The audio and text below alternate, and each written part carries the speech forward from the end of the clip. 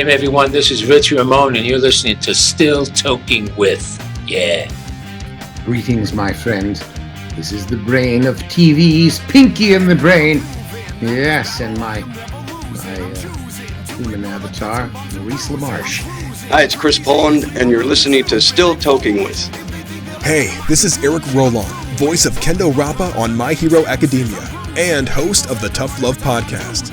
You're listening to Still Toking With on the Dorkening Podcast Network. My crew is ready to obtain the absolution, removing any doubt that we was ever fooling. Hey, everybody. You know what time it is. At least I hope you do. Yeah, it's that time. Woo, woo. I hear voices in my head again. So, no, everybody's back from vacation. Can you even imagine? Wow.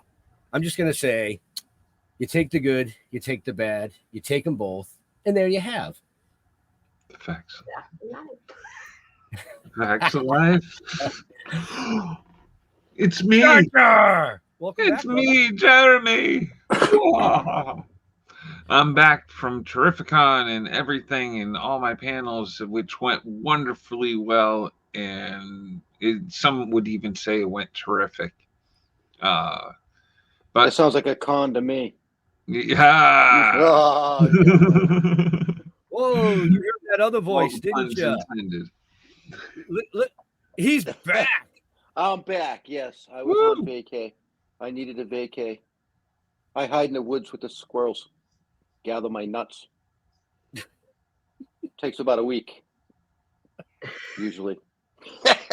Anyway, I'm psyched for tonight's show. Oh yeah, super psyched. I'm a little older, so I do remember. Well, I remember some things. Some things I don't. What day is it? Thursday. Thursday. Oh yeah, our show was yesterday. No, I'm just kidding. Let's just bring her in. Ben preempted it. The facts of life. So let's just bring in Geri Jewell. Hey. Hi, Geri. Hey. Round of applause. Yay. Right? Woo. I mean, not just the facts of life, but Geri, you literally she's done so much. Paved the way for so many things in the industries. I mean, it's mind-blowing. You are just an amazing person. Well, thank you. How did you get started in the comedy and entertainment stuff? She thought she was funny. Actually, I was in my third year of college, and I was flunking anatomy and physiology, and I was flunking algebra for the third time.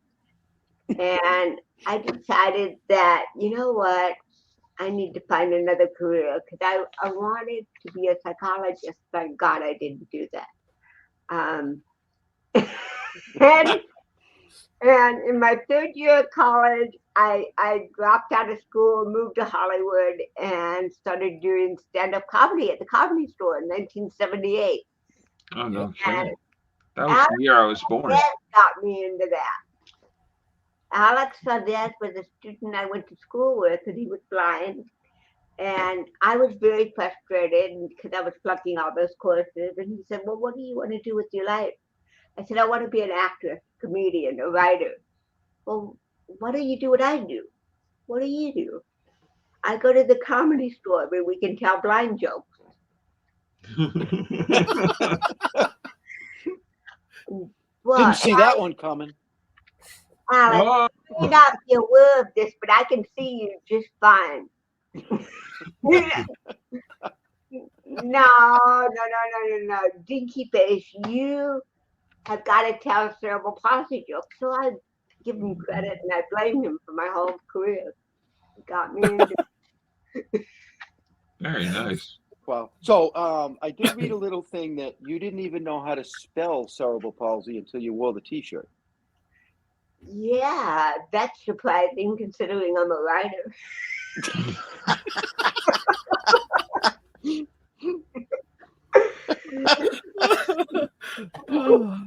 I did not learn how to spell cerebral palsy until I had this T-shirt that I wore, that I started wearing when I started doing stand-up, and it said, "I don't have cerebral palsy, I'm drunk."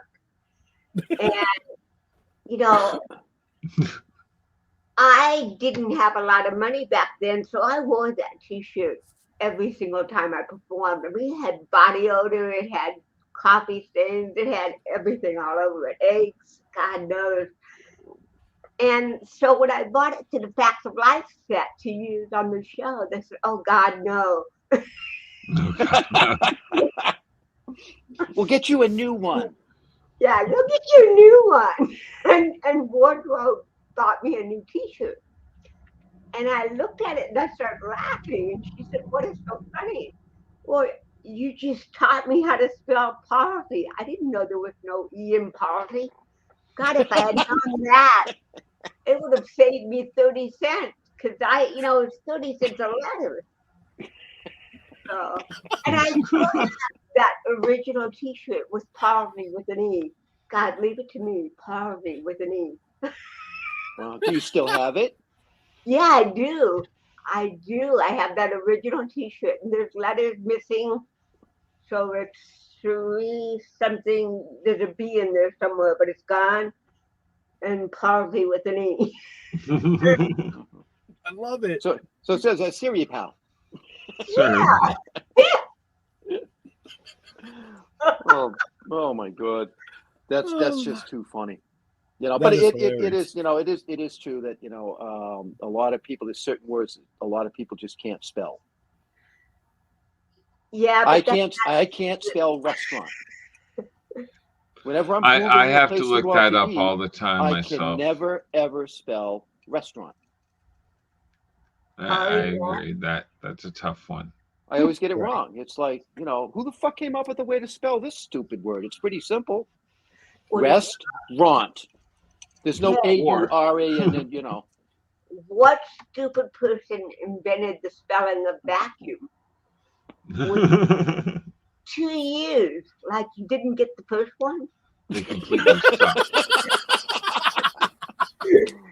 Yeah, he sucked. I don't know who it was, but Could have just used a W. Huh? Right?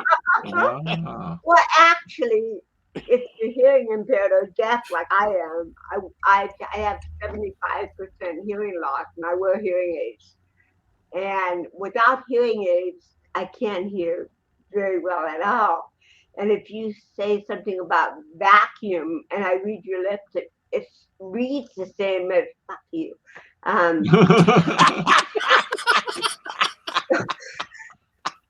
Well, now that's a topic of conversation right there. Honey, I'm going to go vacuum. Oh, no, you're not. The portal is closed. No. But in all seriousness, well, folks, if you joined in for seriousness tonight, that's not going to happen. But in all seriousness, we are actually here to promote Geri's newest book called Geri's Jewels and Gems. Right. Which is all about how to make jewelry, right? Yeah. Look at her.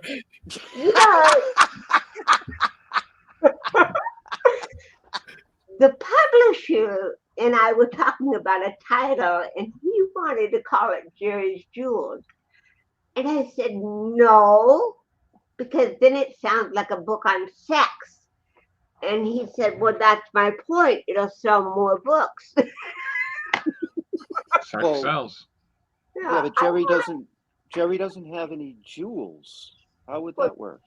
I thought jewels, which shows you how long I was in special ed.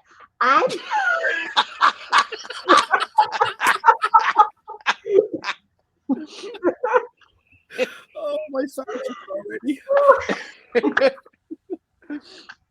Okay. I think I already need to go back to Maine and play with the squirrels. Right. But the book is actually about I'll let you tell us what the book is about. It's your book. Yeah. From what I understand, it is a collection of some of your writings.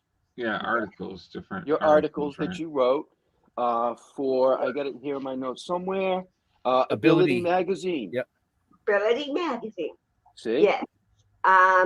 When my first book was published in 2011, and the Ability Magazine and Chuck Cooper, the editor of the magazine, wanted to interview me about the first book.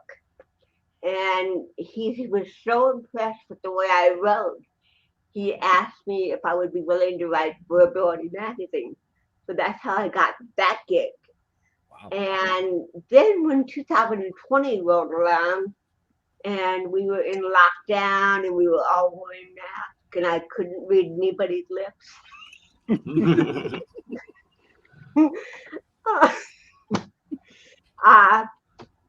And truthfully, I was depressed and trying to deal with the loss of my little sister who died of cancer in 2017. And everybody was so frustrated, and we were such a divided nation, and there was so much pain in the world. And I thought, what can I do positive to make a difference without having to go out there and do stand-up? So I thought about those articles, and I called Chet and I asked him if I could do a coffee table book with all my articles. He said, sure, just give Ability Magazine credit. And of course I'm going to give them credit. It's a great magazine. In fact, you can still get it online. It's an online magazine. Anyway, when I read all the articles that I wrote, I realized that, oh my God, you know, these articles still apply today, even more so today than they did when I wrote them. And I thought, and they cheered me up. They made me laugh. My own writing did. That's where. And I thought, this has got to be published. And my friend, Dr. Randall Bell, who owns the publishing company, offered to publish my book. And then I thought, well, I need to get a forward. So I called Norman Lear. And I said, Norman, I have a new book. Can you read it? And he said, sure, come on over to the house. So I went over with my book. And I said, Norman, I know you're really busy and you have a lot on your plate, but can you write a foreword for my new book? It's a coffee table book, Norman. And he said, well, what if they don't have a coffee table? Then what? I said, well, they can find someone for it. And he laughed. Now, this is Norman Lear at 101, you guys. 101. Yeah. And he delivered the foreword 2 weeks later. I mean, that was his last gift to me. Wow. Right. Wow. Yeah, it was pretty incredible. Wow. If I live to 101, I mean, I'm already kind of spitting dust.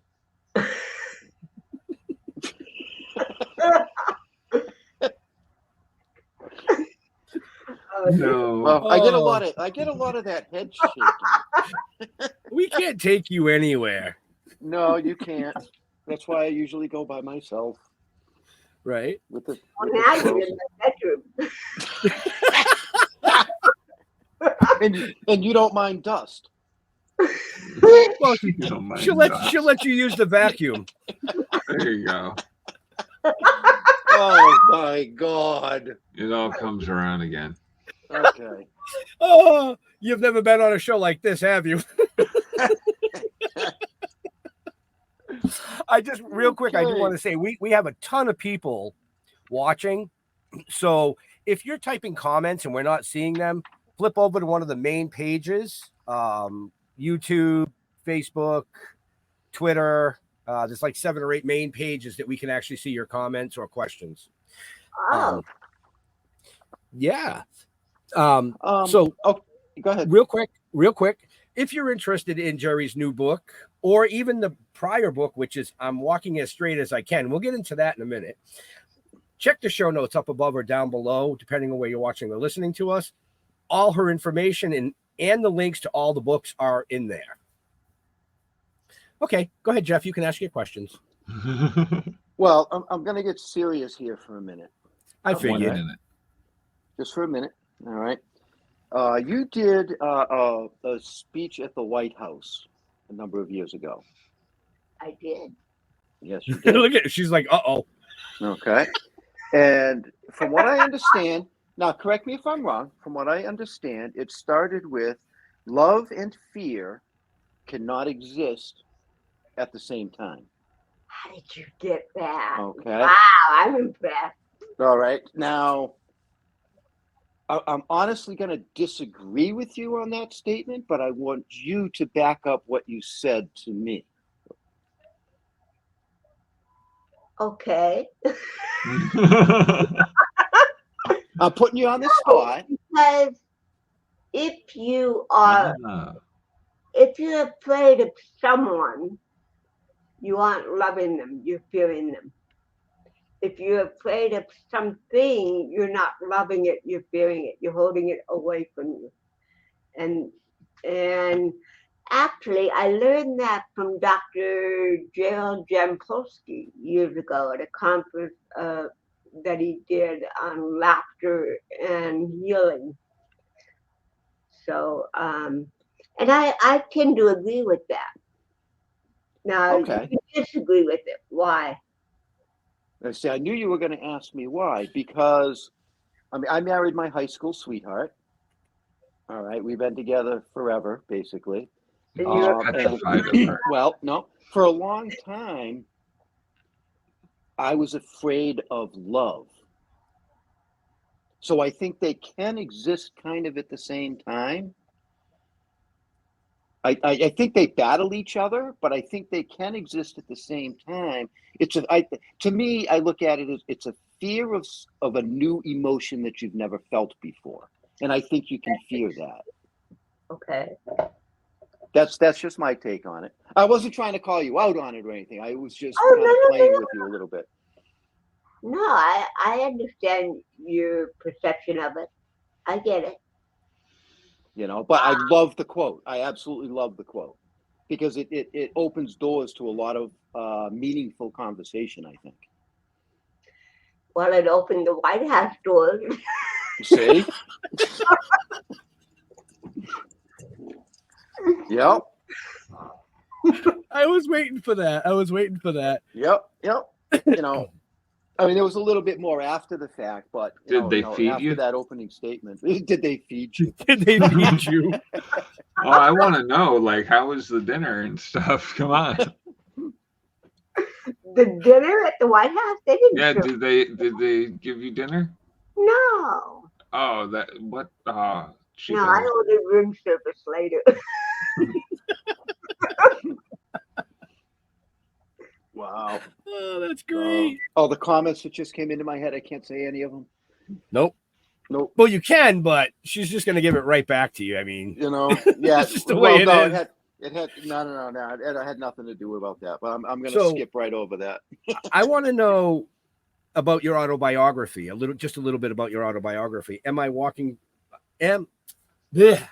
walking as straight as I can. I can't even talk as straight as I want. I had to think about that for a second. Well, you know, I what about my book? It's about you. It is. It's was about published- your life. It was published in 2011.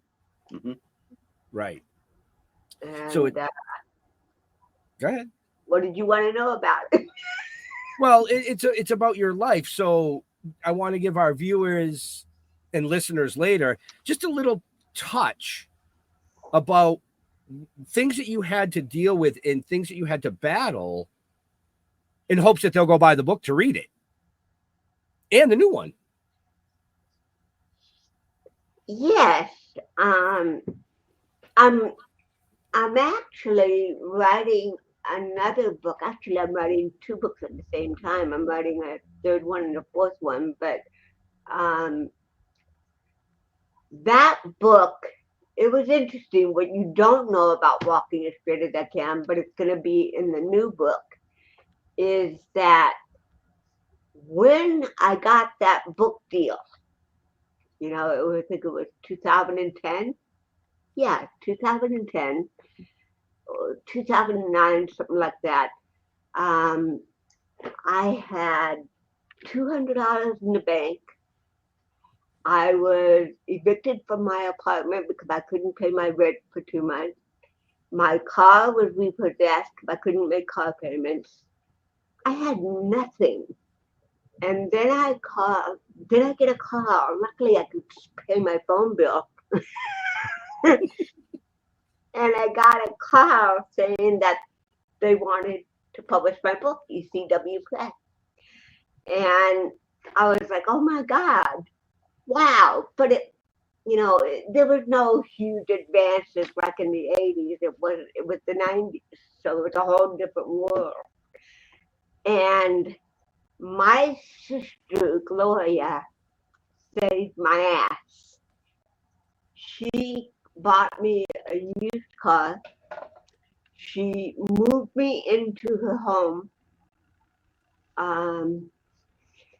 She was living with her fiance in another home while her home was being renovated. So there were workers working on the house every day. It was totally empty except for one bedroom where she bought a twin bed and a desk for my computer to write my book. Oh, and my one cat. She had to come with me, and that was Norma Jean. So Norma Jean and I, we were in this empty house writing my book, and Gloria gave me a safe haven not to worry about how I'm going to pay my rent, how am I going to pay my electric bill, how am I going to survive. I could totally concentrate on writing the book for a whole year, and I wrote for about, I would say, a good 6 to 7 hours a day until it was completed. Wow. And I don't know that I could have done that without my sister. And that's why I dedicated the book to her, because she gave me such a gift allowing me to do it. And, it seemed to me that in my career, every time I have success, well, this is true of a lot of people in show business. This is the energy of the industry, is that when something ends, like Deadwood ended, I may not work again for another 5, 6, 7 years. I may never work again. Right. And so I didn't think I'd ever work again after Deadwood. So I thought, it's time to write my book. And it was time, and I'm glad that I did it. Right. And like now I'm writing another book, a sequel to that one, which is what occurred 11 years after that book came out. A lot of life has happened. What's the title of that one? I Can Crawl Straight? I don't know. I haven't decided yet. I mean, I can still walk. I'm still walking, kind of, sort of. So you said, this was 2011 that you wrote your book. Yes. And you were worrying about how you could pay your bills and things like that, which brings me to a question. You were on one of the biggest sitcom shows, The Facts of Life. Yes. You were on, Sesame Street, 21 Jump Street, Young and the Restless. There was no residuals from those companies, or it was just not enough to survive? Just a little bit.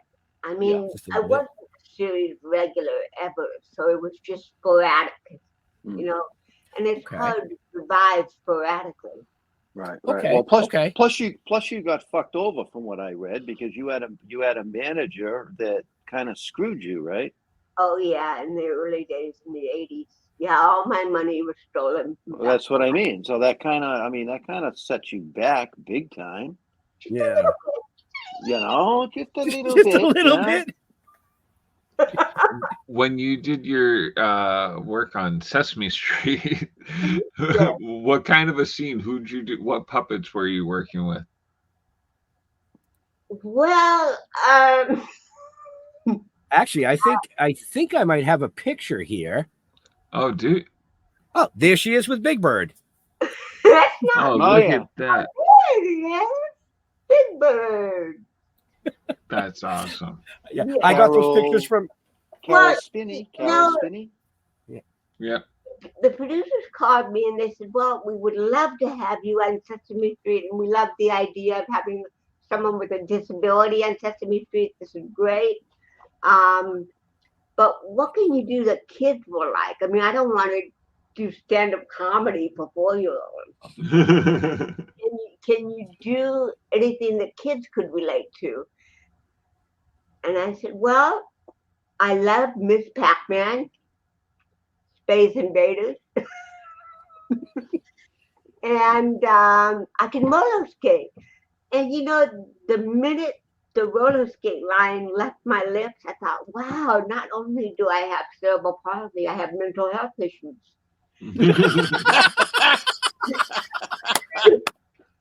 Because I thought, why did I volunteer roller skating? I mean, I knew how to skate as a kid. I just never knew how to stop. But I should have said I ride a skateboard, because I was a dynamite skateboard rider. I mean, Oh, I was really? Oh. great on the skateboard. But did I offer that? No. And I flew to New York, and we did a dress rehearsal, and wardrobe forgot my skates. So during the whole rehearsal, again and again with Big Bird, and Carol Spinney was the puppeteer inside Big Bird. Yeah. Mhm. And he was very, very excited that I said roller skates. I think he was more excited than I was. Because he knew how to roller skate as Big Bird. Oh my God, this is going to be so awesome. We can have Big Bird skate with Geri Jewell. Oh, this is great. Well, during the dress rehearsal, I had to walk to all my marks to say my lines because I had no skates. And it was a piece of cake. No, I can do this. Easy. The next day, they bring the skates and put them on me for the first time in front of a live audience of families and their 4-year-olds. And I was kind of showing off. They said, okay, you remember your marks from last night. Go. You got your cue. Go. And I went so fast on that stage. It looked like a shorter stage than it was the night before. And then I realized I didn't know how to stop. Either I'm going to hit the camera, and that could be pricey, or I'm going to go over the railing and hit the mothers and fathers and the 4-year-old. That could be messy. I thought the safest thing I could hit that wouldn't be traumatic would be Big Bird. Because he was big, he was soft, he had feathers. Well, I hit him so hard, his head fell off. Oh, no. You killed Big Bird. And these poor 4-year-olds were screaming that I killed them. You know, and on top of that, the head rolled across the stage, which even made it more dramatic. And I think these kids are still in therapy.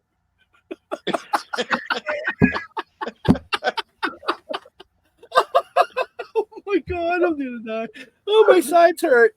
And that was the last time Geri was invited back to Sesame Street. Well, I have to be honest with you. I became very good friends with Carol Spinney after that. Oh, cool. And he told me years later that I was the only celebrity guest that ever decapitated him. Wow. I'm gonna have to ask Bill if he knows that story. That's hilarious. Yeah, That's that is hilarious. I love hilarious. that. Oh, Wow. Now there was another book written. It was a biography that let's see, Stuart Weiner. Whiner. Yep. Weiner. He's got a whiny wiener. How's that? Yeah, without your authorization, right? Yes, and I was only 25 at the time. Nobody should write an autobiography at 25. They haven't lived yet. Right. You know, But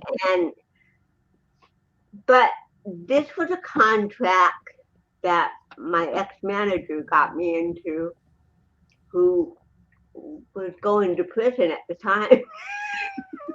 Oh, okay. So I couldn't get out of it. There was no getting out of it. And I was so young, and I was so emotionally young. I was 25, but I was probably emotionally 15. And I was upset because the publisher wouldn't let me write my own book. So they hired Stuart to do the writing. And I couldn't stand this book. I mean, today I appreciate it for what it was. And it was good for kids to read. It was a whatever. But at the time, it felt like, God, I don't want to promote this. And they sent me the galleys, and I was so immature, I wouldn't even read it. I just mailed the galleys back. I didn't even read my own book. And I know, that's very unprofessional. I get it. But and then I go on national television, and I was hoping that everybody who interviewed me, that they didn't read the book either.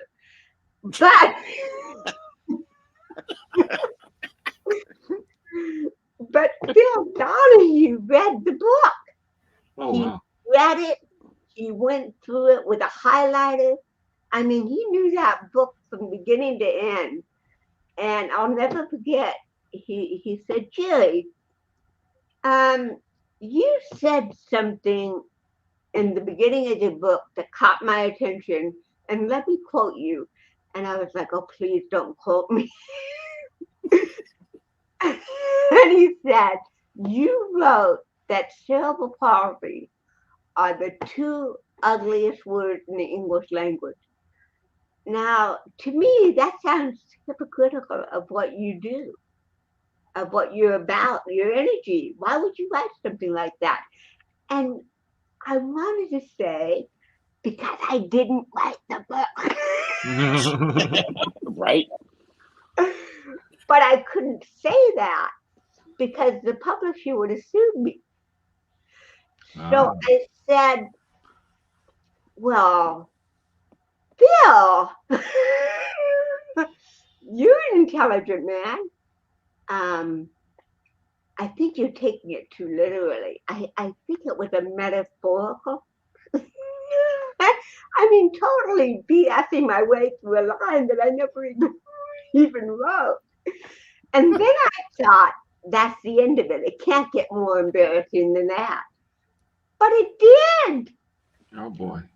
Yeah, he said, Geri, on chapter so-and-so, now you're talking to someone who hadn't even read their own book, so I don't know what chapter you're talking about.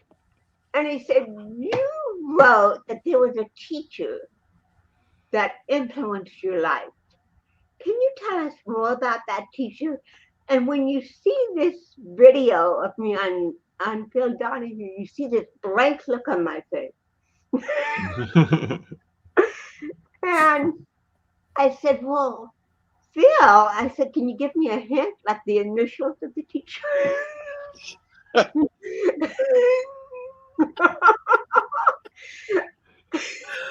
Oh my. And at that point, he took the microphone and he hit himself in the forehead with it about 3 times.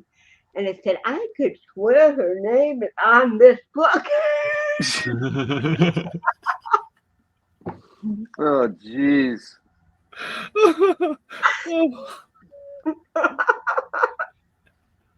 Wow. I know. So Leave it to me. My life. So you you can, true or not true. I mean, some things that you read on the internet and some of the research that I do and stuff, some of it's not actually accurate. Okay. But I did read that you went through a tough time with an addiction. Is that correct? Yes, I did. Okay. Do you want to talk about that a little bit? It was probably restaurant. Because no, I'm serious. It was restaurant. It wasn't probably restaurant. It was restaurant. I got restaurant to help me sleep, and sleeping has always been an issue. And if most people with cerebral palsy have problems sleeping, because if you think about it, all this unnecessary movement. And I know it seems like an orgasm, but it isn't. Oh, yeah, that came out of left field. Oh, God. yes. But you get all this, the brain is constantly sending messages, and you can't quiet the mind because the physical brain is doing this all the time. So it's been a challenge. Sleeping has always been a challenge for me. And I got addicted to restaurants, and yeah, it was problematic. And muscle relaxers also, which is, I have to be very, very careful because some muscle relaxers are very good for cerebral palsy, but you can't abuse it. Because if you think about it, my body is in a state of isometrics every waking moment. Okay. When I still, it's not just a relaxed still. It's holding myself still.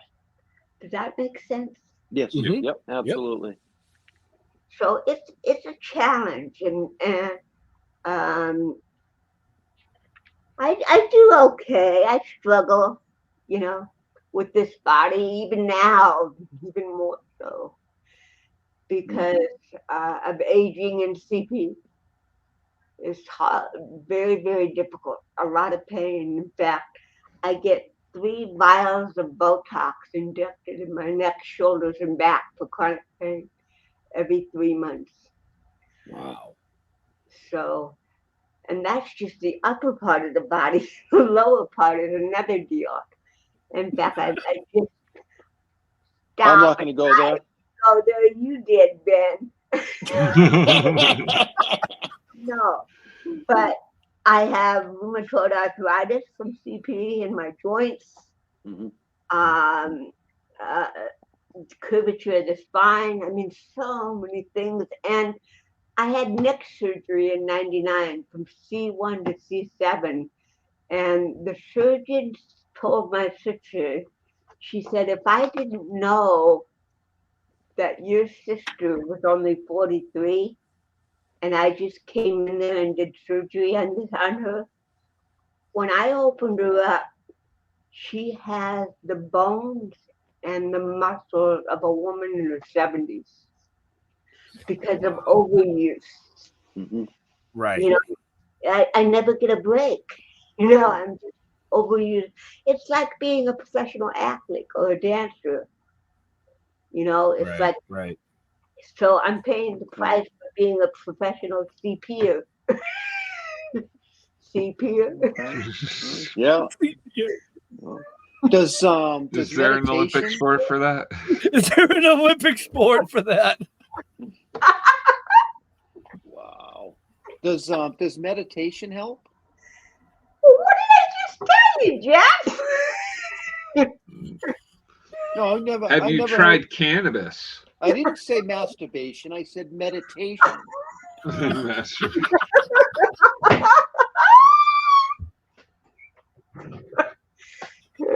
Well, that's 600 milligrams of ibuprofen. I do that. Wow. I think you made her blush. Yeah, I think I did. I have to be careful. I mean, there are medications that I take for nerve damage because it's the central nervous system that's Yeah, affected. see, I did not say medication. I said meditation. Like, oh, oh, what an ass I am. Don't you love deaf people? Vacuum, vacuum.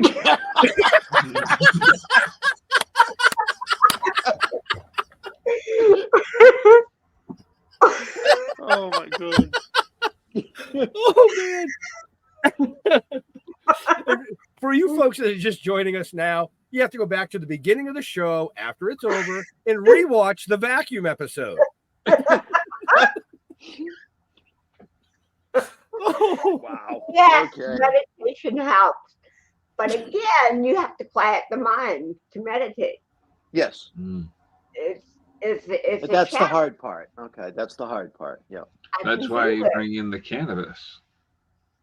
Yeah. No? No. Yeah. He's like, yeah, no. Oh my. You know? You know what? You know what helps me meditate? Oh God, I'm gonna get in so much trouble for this. Don't worry, we won't tell anybody. Yeah. Oh no. The marijuana bath bomb. The bath bombs Yeah. that you put in the water. Yep. Oh my God, it does quiet my body and allows it to relax so I can I bet. meditate. Yep. Yes. So And you wouldn't get in trouble for that because it's actually as a medication. It helps. It helps. So you know, it's not like you're not running down the street eating it. You What, know, bath bomb? I started my career with a Cheech and Chong film, you know. Really? I did not know that. I did. I was in the Cheech and Chong film Nice Dreams. Oh, hell yeah. Really? I didn't see that in your credits. Filmed in 1979 before I got fax. And this is an interesting story. The insurance company that covers the film, they wouldn't hire me. They wouldn't let Cheech and Chong hire me unless they had additional insurance on me. And I had to sign an agreement that I was not to walk anywhere on set. In other words, when I got to the studio, wherever we were filming, they had to transport me by electric cart or car or whatever, because they were so afraid of me tripping over wires and hurting myself. I mean, it's a Cheech and Chong film, and they're scared of me. Didn't they know they should have gave you roller skates? Huh? They should have just gave you roller skates. Yeah, you would have been fine. Yeah, Just roll your way. So what happened was, I know, really. So what happened was, I had a 4 a.m. call, and I was driving from Hermosa Beach to Hollywood at that time. And I was performing the night before. I was exhausted. And I get to the parking lot at exactly 4:28. And you're not allowed to be a minute late on film. You know that. You have to be on time. So I'm running up the hill for the parking lot, and everybody panics. Oh my God, she's running. Oh, Geri, stop. No, I'm going to be late. Stop. We'll get in trouble for this. Can we get an electric car for Jewel? She's in the parking lot. No answer. Will you just let me go up the hill? Nope. We have orders. So then this truck comes around the corner. Hey, man, come here, man. can you give Jewel a ride up to the set, man? Because she can't walk up there, man. No problem. Just put her on the back of the truck and hold on. Well, he hit the gas so fast that I had involuntary movement, and I let go and fell off the truck.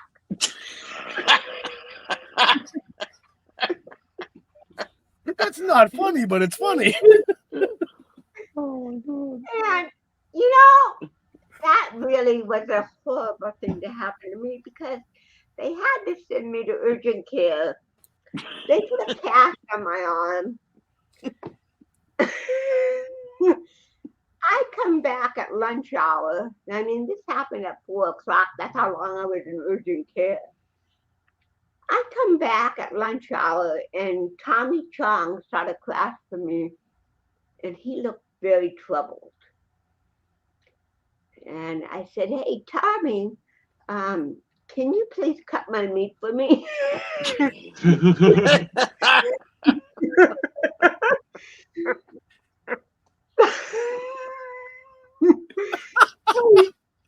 He's cutting my meat. And he said, damn, if they had only let you walk.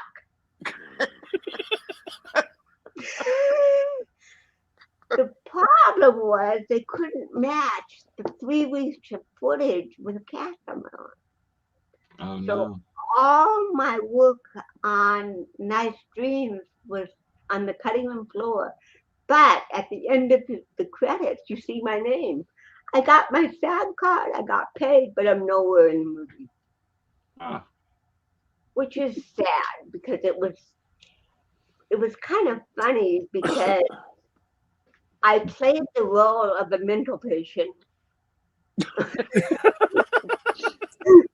Was that an easy role? Just asking for a friend. Yeah, it was very easy. I was a mental patient who believed that I was a waitress. And I would go around the mental hospital taking everybody's orders with my pen and paper and my little apron. And they put me in a padded cell. No, they didn't put me in the padded cell. That was real life. Help. But you know, that wouldn't have been a bad idea.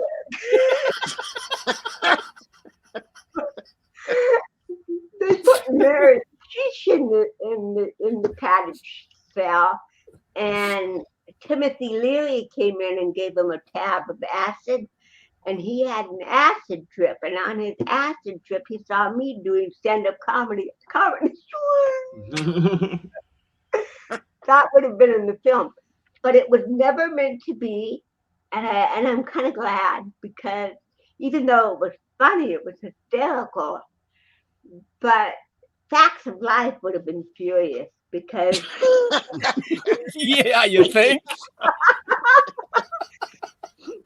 yeah, because Chicken Kong came out a year after I got on Facts. So they, oh no, Cousin Geri was on a Cheech and Chong film.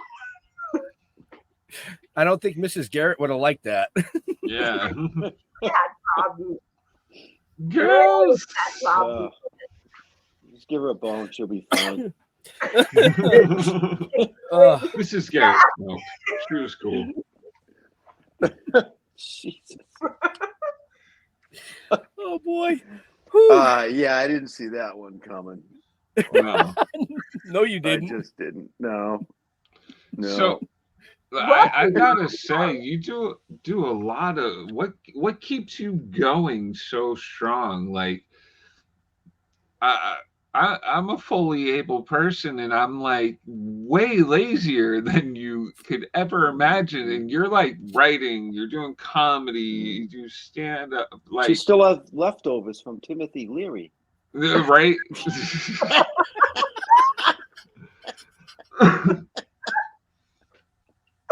You're an inspiration to people, Jerry. Absolutely. Like you've got all this energy. Where's it come from? You know, it's truthfully, I know you're gonna find this hard to believe, but I'm spiritually grounded. And if I didn't have that spiritual grounding, I don't know that I could have survived any of this. Okay. I have a purpose in my life. I always have known that.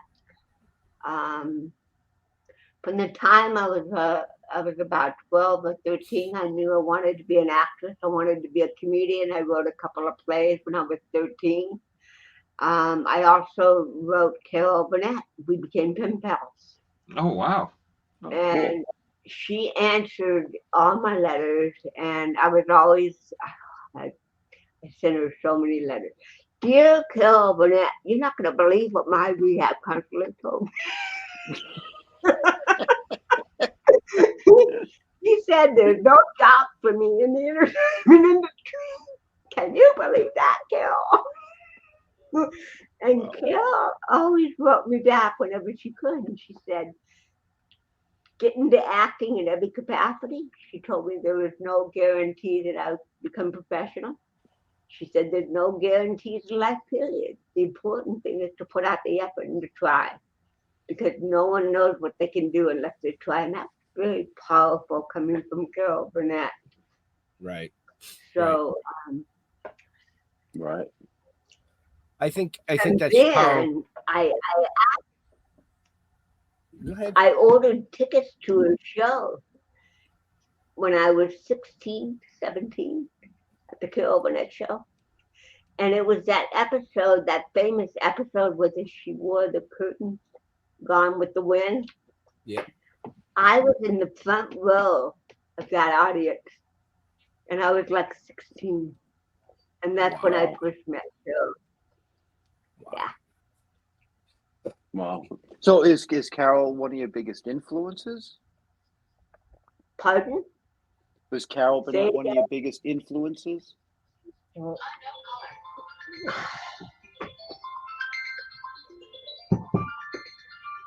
I'm wanted. Oh, come on. I don't know why DirecTV. It's an African prince. You got to stop kissing frogs. No, beautiful my music. phone is Bluetooth to my hearing aids. Thank you. For some reason, DirecTV keeps calling me. I don't get it. But Block.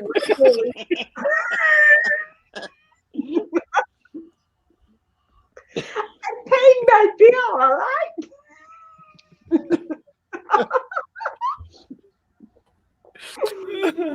Wow. So, should I just assume that, like, at the end of the show, you're going to bed?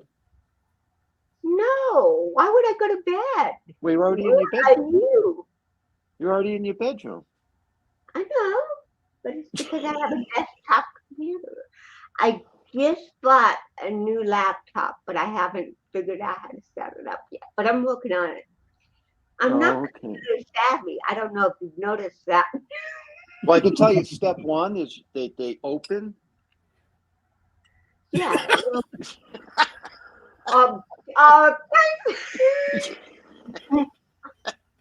I'm sorry, I couldn't help it.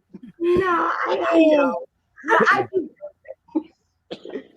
I'm going to get that laptop going, I promise. It's actually, I'm almost there. I got to call you're a step ahead of me because I don't have a laptop yet either. So. Okay. I need a new I one. still use a the same one desktop. for 10 years. Thing's so old, like I'd go to pick it up, it starts to fall apart. It's decrepit. It's beautiful. It's got character. It's held together with duct tape. Yep. Oh, jeez. This is mine. But in all seriousness, go ahead. We only have about 5 more minutes with this amazing guest because we can't keep her all day. I mean, we'd love to. I mean, I could sit here all night just talking, but we do need to get some sleep. Well, I don't know about that. I think you got a vacuum.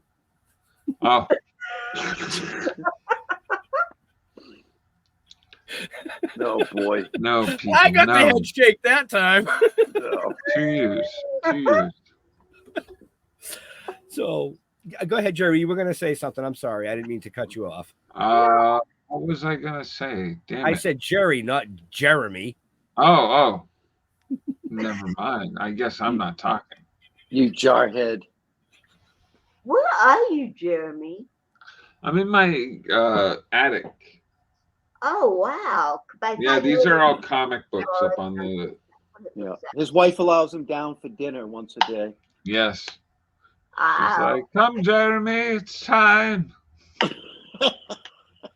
Well, I think that you will love the new book that I wrote. It's got a lot of humor in it, and it's got some serious stories, but it's also got some real funny stories. I think one of the funniest stories in there is a chapter called "The Jury Is Out."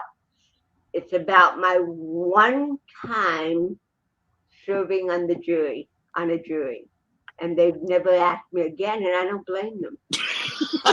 I've always wanted to be on a Jerry. That would be cool. So when is the new book out, or is it coming Yes, out? they can get It is on out.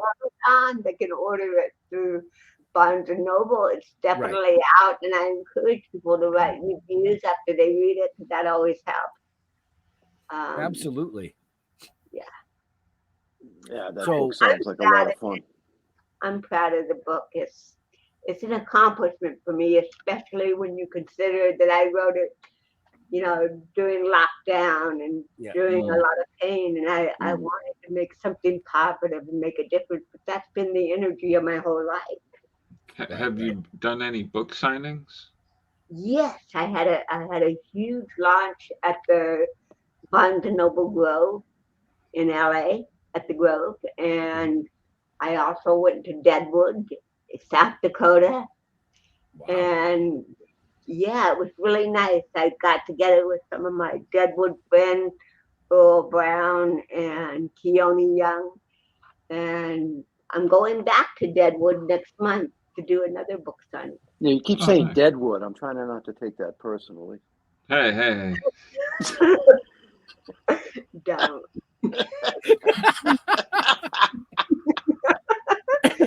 So Vacuum.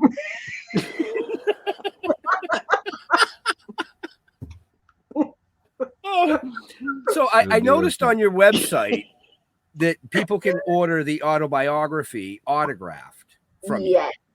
Now, are you going to offer the new book, the Geri's Jewels and Gems book, on your website autographed as well? Yes, I'm trying to get that down. Just trying to Okay. figure out how that's going to work. Yes. But it takes about 2 weeks to get the stamp made. Yeah, see, I was gonna just ask. I was like, do you use a stamp? Because I would just be like, damn, fuck this. I'm not signing all those books. I've never done that.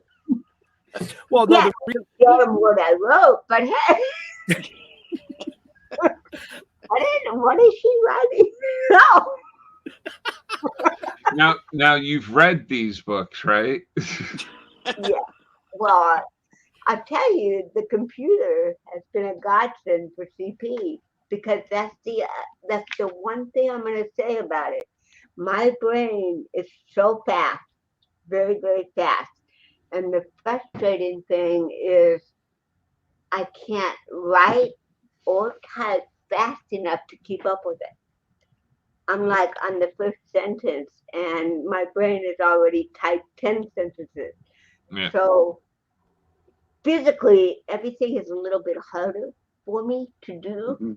right. But the flip side of that, it gives me incredible satisfaction that I've accomplished something in spite of it. Very nice. Wow. Actually, the reason why I asked that is because when I buy books, I like to read certain books, but I always try to buy the autographed copies. Oh, okay. So I'll have to keep an eye on the website to see when the Geri's Jewels and Gems comes out autographed, so that I could buy it that way. Mhm. Well, I think the way we're going to do it, I have to ask my website guy. Are you going to tour? Huh? Are you going to tour for the book? A little bit. Yes, not heavily like I did in the 80s with the book I didn't write. That book got so much more love. Are you planning to come to the East Coast? I would like to do Barnes and Noble in New York. I would love to do that. There's been talk about that. So, maybe So we'll have to follow that, because I'll go to New York to meet you and get an autographed copy. I would do that.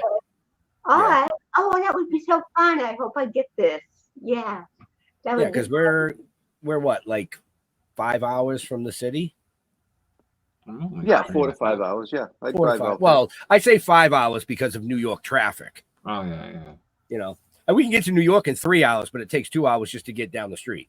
Well, no, yeah. you- Once you you just- get to New York, it's a little bit You more drive difficult. to the city limits, and then we'll use our roller skates. There you go. It'll be faster. Oh, Well, thank you guys. I had so much fun tonight. Thank you. Oh, thank it's been you. a pleasure. You So- are a hoot and a love. last question. Any last questions, Jeremy? You have last question? What? How do you relax? What do you do for hobbies? Like, what's do you watch TV?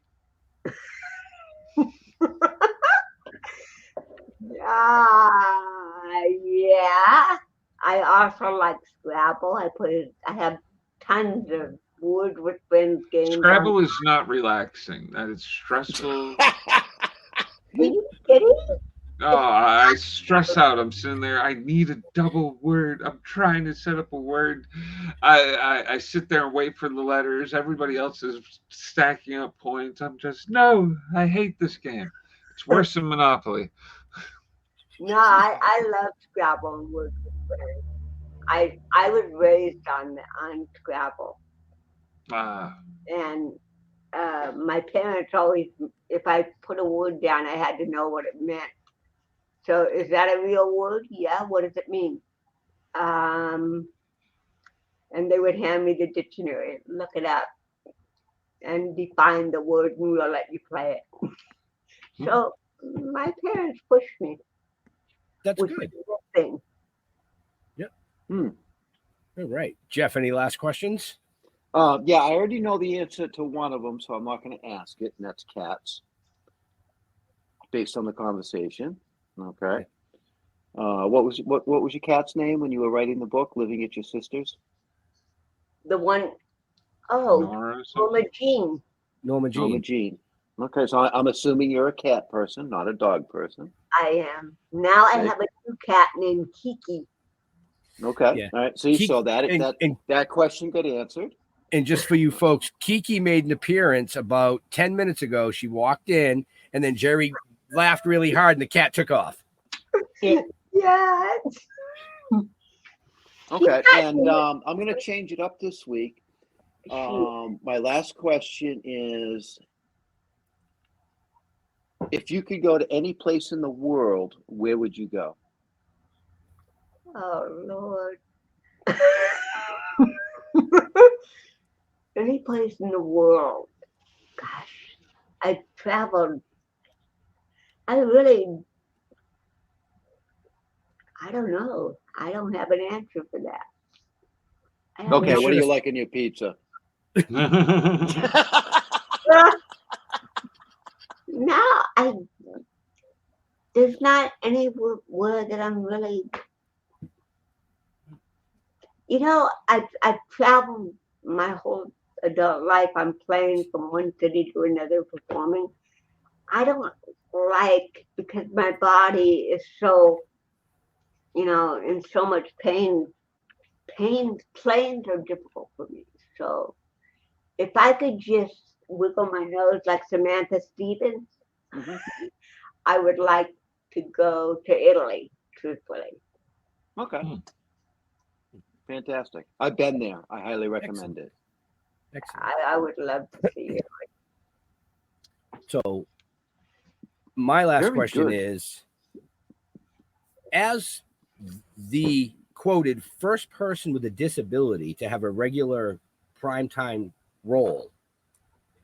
How do you feel that you opened, or how do you feel about opening the door for so many others that followed after you? Oh, there's the kitty. I know, Kiki.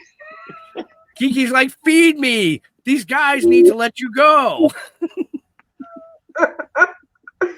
Kiki.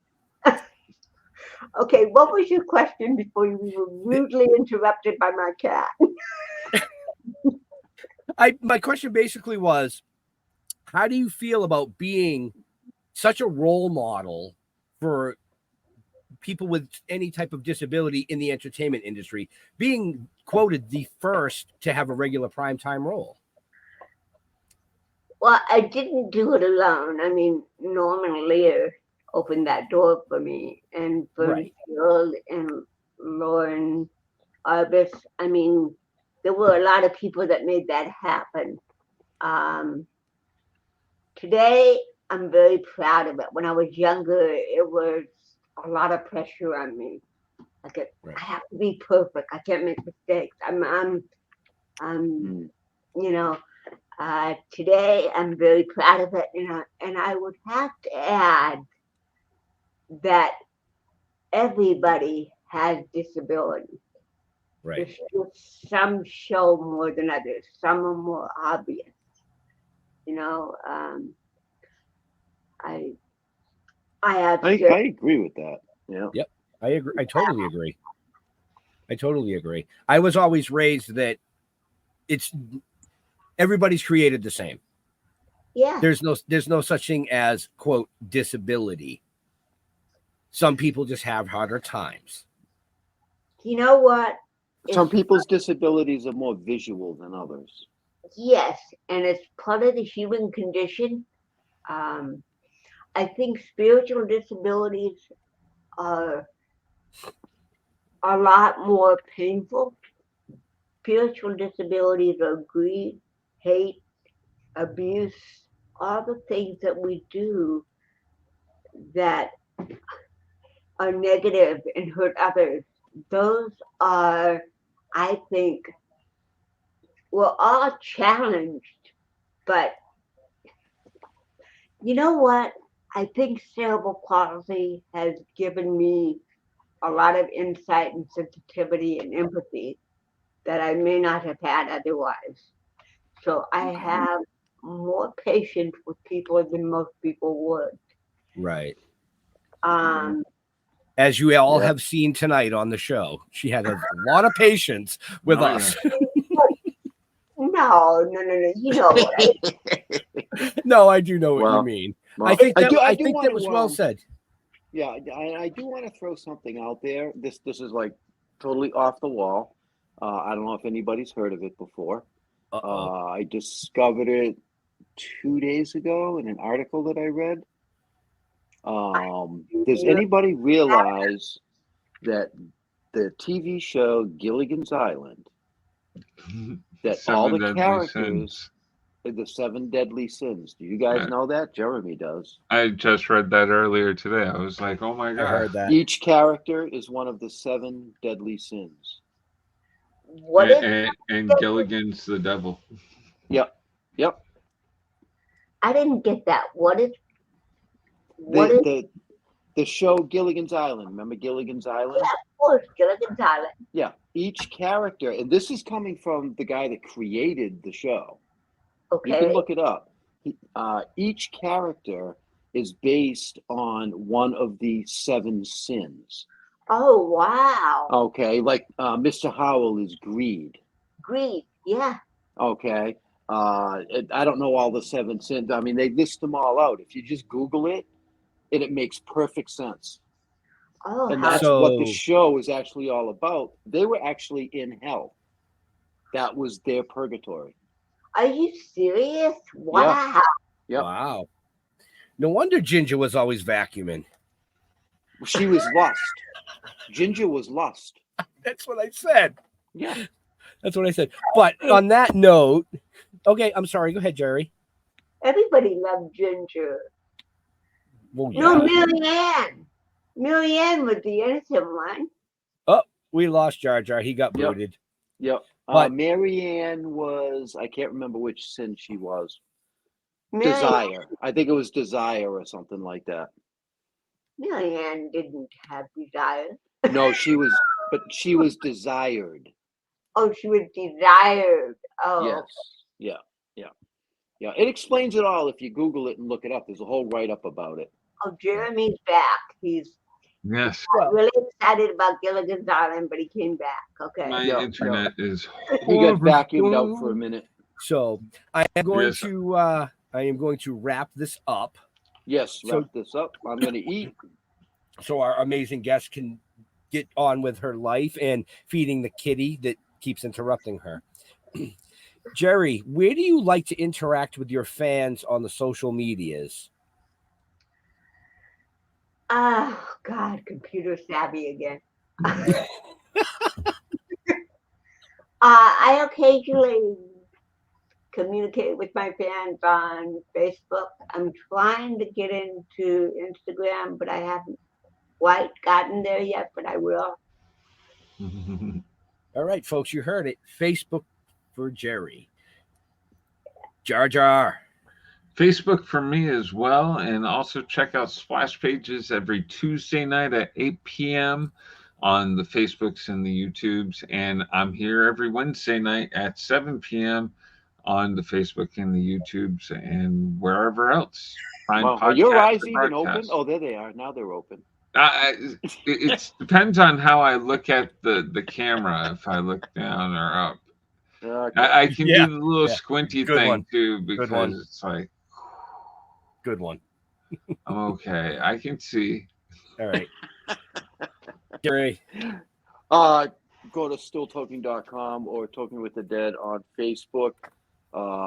Me personally, yeah, you don't want to know anything more about me other than through that stuff. So, don't look me up.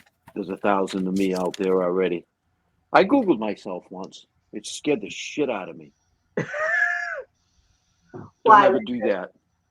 Was Because it there's so many of me's. I There's got a lot of me's out there, and I don't know where they fucking came from. People with the same name. I was like, who the fuck is this? I got a friend request from me. What the fuck is that?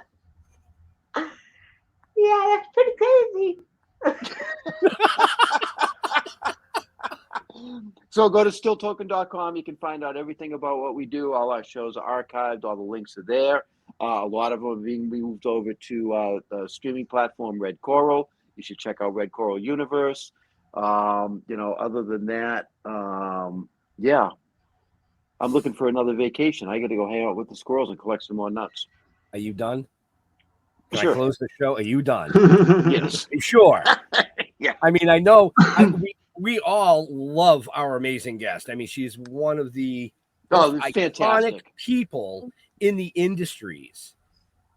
We didn't even But really get into the facts of life. No.